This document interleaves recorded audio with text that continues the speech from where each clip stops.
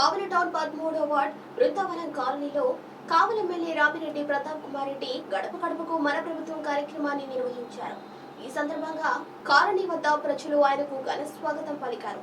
4 సంవత్సరాలలో ప్రజలకు అందించిన సంక్షేమ పథకాల గురించి కావలి ఎమ్మెల్యే రామిరెడ్డి ప్రతాప్ కుమార్ రెడ్డి ఇంటింటికి వెళ్లి వారికి వివరించారు. అనంతరం ఆయన మీడియాతో మాట్లాడారు.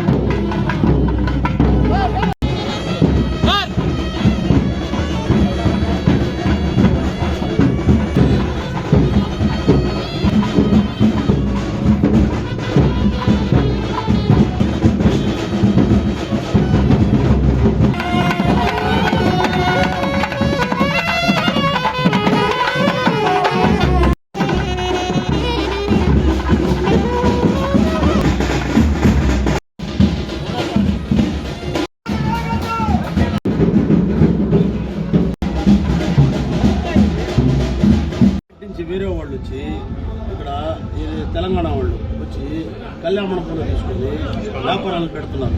పెట్టాను రోజు వాళ్ళు పెట్టాను 1000 రూపాయలు ప్యాంట్ 500 అనేది, 1000 రూపాయలు చీర 500 అనేది పెట్టి ఆఫర్లు పెట్టి వ్యాపారానికి చెప్పుకొడుతున్నారు. నిన్న రాజంపేటలో కూడా పెడితే గలబా చేస్తే ఇది చేశారు. అక్కడ శాసనసభ్యులు అందరూ గలబా చేస్తారు. ఇది మీరు ఇక్కడ కూడా మీరు ఈ ఎన్నిక పత్రం వాళ్ళు ఇస్తున్నారు. డిఎస్పీ గారికి, కమర్షియల్ ట్యాక్స్ సిఏ గారికి చెప్పి వాళ్ళు ఇవాళ సాయంత్రం లోపల క్లోజ్ చేసుకుని మీరు ఏదైనా పల్లెల్లో పెట్టుకోండి, మాకు సంబంధం లేదు. పల్లెల్లో ఇక్కడ 4 లంగళ్ళు ఉన్నాయి చెప్పాలి. ఈరోజు కావలి పట్టణంలో వస్త్ర వ్యాపారానికి సంబంధించి అందరూ కూడా రావడం జరిగింది. గత ఎన్నో సంవత్సరాలుగా కావలి పట్టణం అంటే ఒక మినీ బాంబేగా పేరుగాంచింది. అదేవిధంగా ఇక్కడ ఎక్కువగా కూడా హోల్సేల్ మార్కెట్, అదేవిధంగా రిటైల్ మార్కెట్ దాదాపు 6 నుంచి 700 షాపులు ఉన్నాయి. ఇదంతా కూడా దీని మీదే డిపెండ్ అయి ఉంటారు.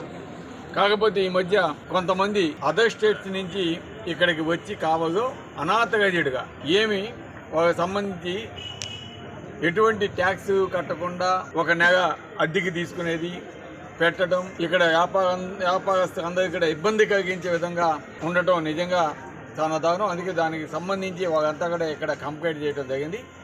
దానికి సంబంధించి అధికారులతో కూడా ఇప్పుడే మాట్లాడటం జరిగింది. డీసీపీ గారితో మాట్లాడటం జరిగింది, అదేవిధంగా కమిషనర్ గారితో, అదేవిధంగా జిఎస్టీ వారితో కూడా మాట్లాడుతున్నాము. ఎందుకంటే వాళ్ళు అనాథగజుడిగా పెట్టున్నారు కాబట్టి దాన్ని ఇమీడియట్గా క్లోజ్ చేయాలి. దానివల్ల మాకు చాలా ఇబ్బందులు తగులుతున్నాయని అందరికి చెప్పిన మేట దానికి సంబంధించి ఇమీడియట్ యాక్షన్ తీసుకోమని చెప్పి తప్పకుండా వీలైనంత తొందరగా ఈరోజే సాయంకాలం లోపుగా దాన్ని క్లోజ్ చేయించేదానికి తప్పకుండా మా శాఖతో కృషి. ఎందుకంటే వ్యాపారస్తులందరూ మాకు ముఖ్యం. వ్యాపారస్తులకి ఎటువంటి ఇబ్బందులు కలగకూడదు, వాళ్ళకి ఎప్పుడు కూడా అండగా ఉండాలి.